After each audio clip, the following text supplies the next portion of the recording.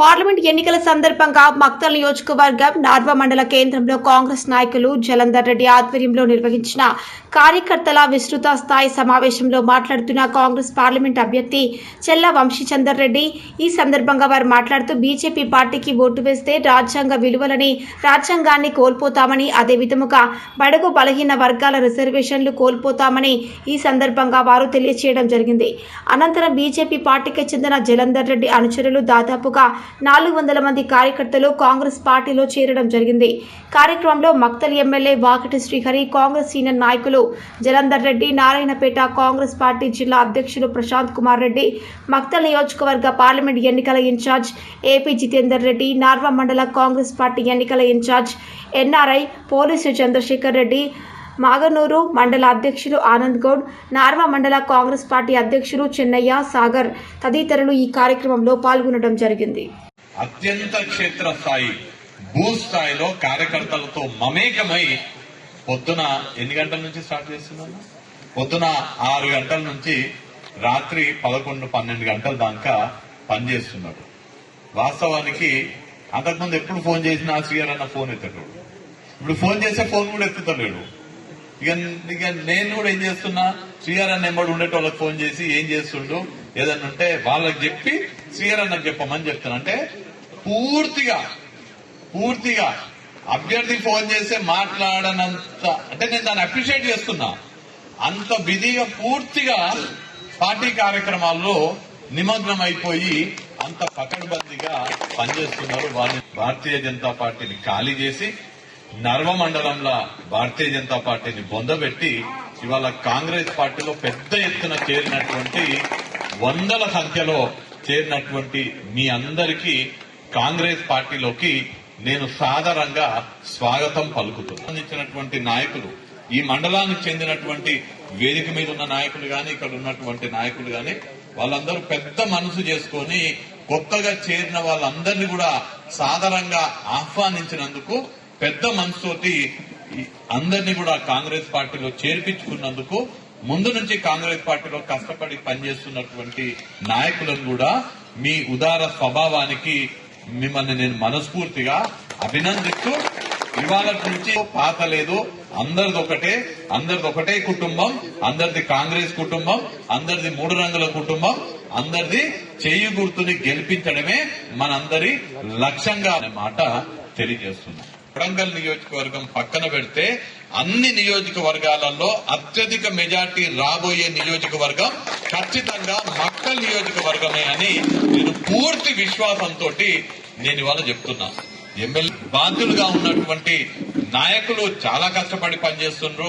మండలాధ్యక్షులు, వివిధ బాధ్యతలు ఉన్నటువంటి ప్రతి ఒక్క నాయకుడు ఊరూరెళ్లి గ్రామం వెళ్లి అందరూ కూడా కార్యకర్తలు, నాయకులు ప్రతి ఒక్కరు కూడా చాలా కష్టపడి పనిచేస్తున్నారు. తర్వాత ఇప్పుడు జలంధర్ అన్న కూడా కాంగ్రెస్ పార్టీలో చేరడం జరిగింది. వారి ఆధ్వర్యంలో మీరందరూ కూడా చేరుతున్నారు. తర్వాత జితేందర్ రెడ్డి గారు చాలా అనుభవం ఉన్నటువంటి వ్యక్తి, చాలా అనే దానికన్నా అత్యంత అనుభవం ఉన్నటువంటి వ్యక్తి అని చెప్తే సరిపోతే, అత్యంత రాజకీయ అనుభవం ఉన్నటువంటి జితేందర్ రెడ్డి గారు ఇవాళ ఈ మక్తల్ నియోజకవర్గానికి ఇన్ఛార్జ్ గా ఉన్నారు. వారి పర్యవేక్షణలో ఖచ్చితంగా అత్యధిక మెజార్టీ మక్తల్ నియోజకవర్గం నుంచి రాబోతుందనే మాట నేను తెలియజేస్తున్నా.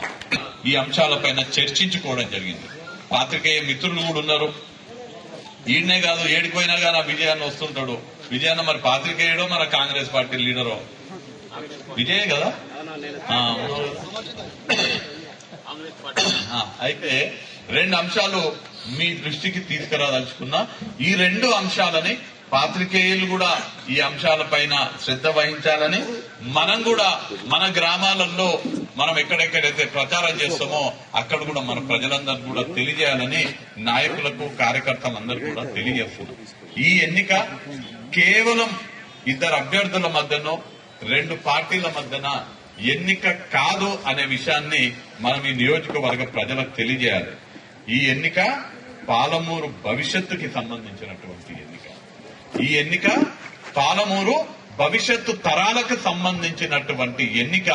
ఈ ఎన్నికల్లో గనక మనం చిన్న పొరపాటు చేస్తే భవిష్యత్తు మనల్ని క్షమించదు.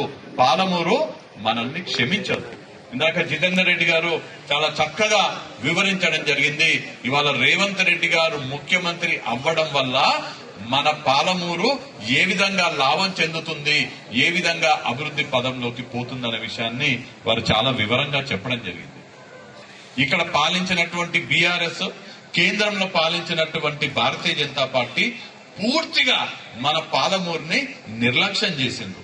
మన పాలమూరు పైన పగ పెంచుకున్నారు. ఒక్క ప్రాజెక్టు లేదు, ఒక్క కంపెనీ లేదు, పొలాలకు అదనంగా ఎక్కడ నీళ్లు ఇయ్యలే, ఒక్క నిరుద్యోగునికి ఉద్యోగం ఇయ్యలే, కొత్త హాస్పిటల్ లేవు, ఏదో రెగ్యులర్ గా వచ్చేటువంటి నిధులే తప్ప అదనంగా ఒక్క రూపాయి నిధులు ఇయ్యలే. మన పాలమూరు రంగారెడ్డి ఎత్తిపోతల పథకానికి జాతీయ హోదా ఇస్తని చెప్పినటువంటి భారతీయ జనతా పార్టీ నాయకులు వాళ్ళకు జాతీయ స్థాయిలలో పదవులు తెచ్చుకున్నారు, కానీ ఎప్పుడు కూడా ప్రజలకు ఉపయోగపడేటువంటి మన పొలాలకు నీళ్లు వచ్చేటువంటి పాలమూరు రంగారెడ్డి ఎత్తిపోతలకు జాతీయ హోదా గురించి ఎప్పుడు మాట్లాడలేదు.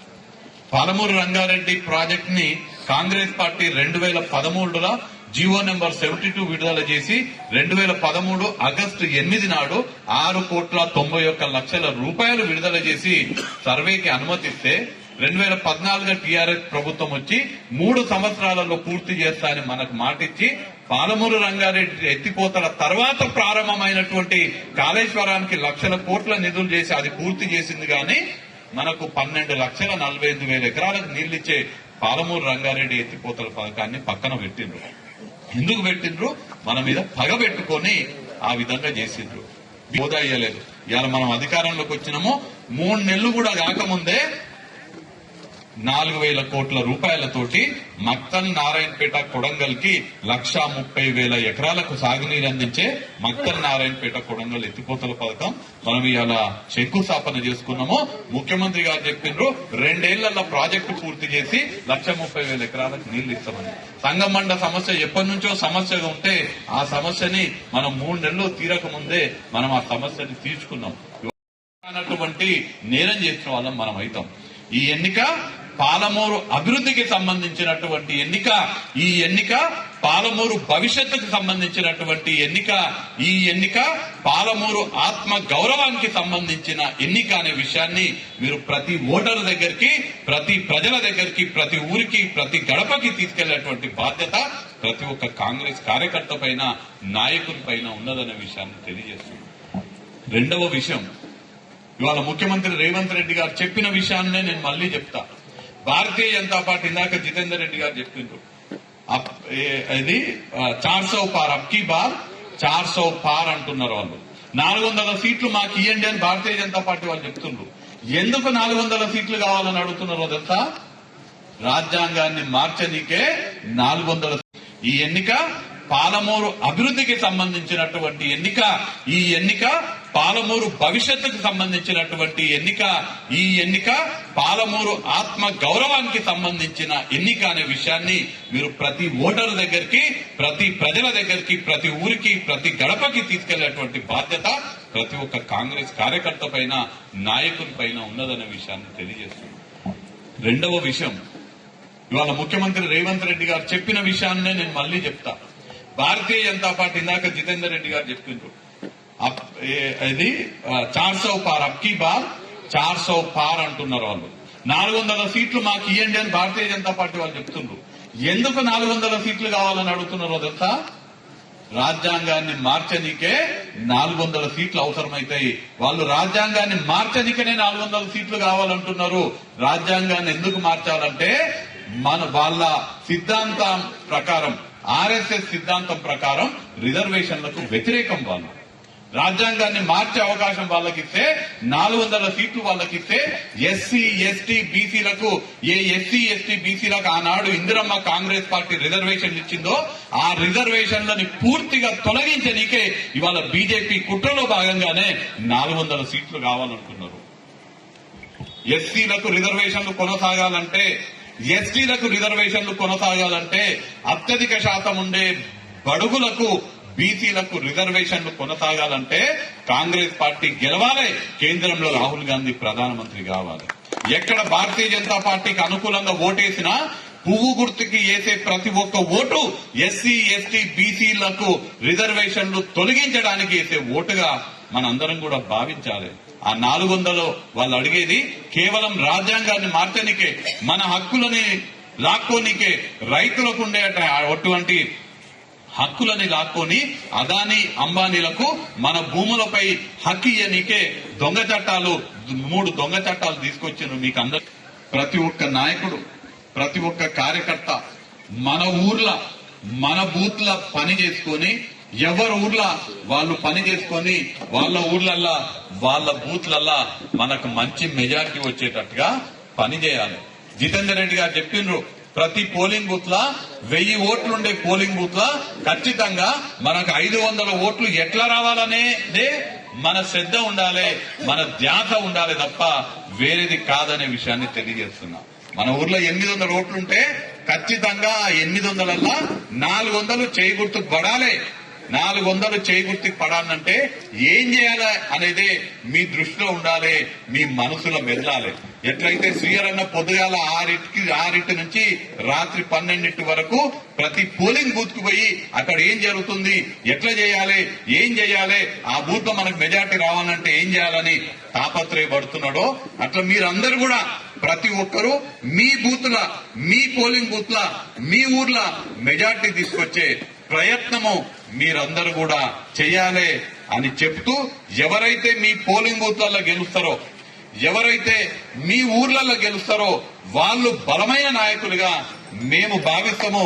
మాతో తిరిగి మేము ఏడికిపోతే ఆడికొచ్చి మేమేమో శ్రీహరన్న ఏ మండలానికి పోతే ఆయన వెనకంగా ఆ మండలానికి వచ్చి మంచిగా కద్దరు బట్టలు వేసుకుని శ్రీహరన్న ముందర నిలబడితే ఆయన గొప్ప లీడర్ అనుకోం. మేము వాళ్ళకి మైనస్ పాయింట్లు బయటకు వచ్చి తిరిగితే మీ బూత్ లో ఎవరు పనిచేస్తారో, మీ ఊర్లో ఎవరు పనిచేస్తారో, మీ బూత్ లో మీ ఊర్లో ఎవరు లీడ్ తీసుకొస్తారో, ఎన్నికల తర్వాత డబ్బా ఓపెన్ చేసినాక, ఈవీఎంలు ఓపెన్ అయినాక ఎవరు బూత్ లో వాళ్ళు మాకు అనిపించకపోయినా పర్లేదు, మా ముందు రాకపోయినా పర్లేదు, ఎలక్షన్లు అయిపోయినాక మీ బూత్ లో ఎవరు అత్యధిక లీడ్ తీసుకొస్తారో వాళ్లే గొప్ప నాయకులుగా మేము అనుకుంటాము, వాళ్లే బలమైన నాయకులుగా అనుకుంటాము, వాళ్ళకి అత్యధిక ప్రాధాన్యత ఇస్తామనే మాట కూడా నేను తరఫున కూడా నేను ఈ విషయాన్ని తెలియజేస్తూ, మీరెంత కష్టపడతారో రానున్న ఎన్నికలలో మీరు ఎంత కష్టపడతారో మీకు అంత ప్రతిఫలం ఇచ్చేటువంటి బాధ్యత ఖచ్చితంగా మీ శాసనసభ్యులు శ్రీహరి ముదిరాజు గారు తీసుకుంటారని నేను వారి తరఫున చెప్తున్నా. ఇవాళ మీరు మీ ఊర్లలో ఎంత కష్టపడతారో, మీరు మీ ఊర్లలో ఎంత మెజార్టీ తీసుకొస్తారో దానికి తగ్గట్టుగా ఖచ్చితంగా మీకు ప్రతిఫలం ప్రతి ఒక్క మక్తల్ నియోజకవర్గ కాంగ్రెస్ పార్టీ నాయకుడిని, కార్యకర్తని నేను మనస్ఫూర్తిగా అభినందిస్తూ నర్వ మండలాన్ని కాంగ్రెస్ పార్టీ కంచుకోటగా నిరూపించే బాధ్యత ఇక్కడ ఉన్నటువంటి ప్రతి ఒక్కరూ తీసుకోవాలనే మాట తెలియజేస్తూ ముగించే ముందు ఒక్కసారి నేను ఈ మండల సమన్వయకర్తగా బాధ్యతలు నిర్వహిస్తున్నటువంటి పోలీస్ చంద్రశేఖర్ రెడ్డి గారిని మనస్ఫూర్తిగా అభినందిస్తున్నా.